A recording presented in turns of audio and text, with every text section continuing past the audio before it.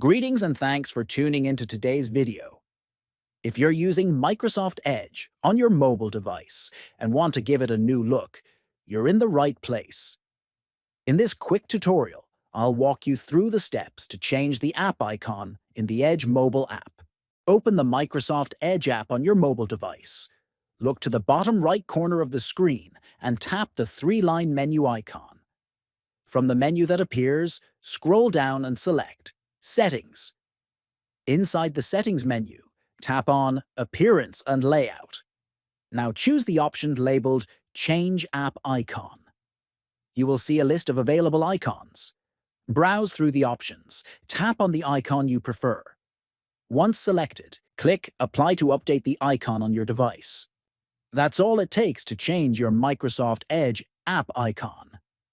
If you found this video helpful, don't forget to like, subscribe, and share it with others who might find it useful.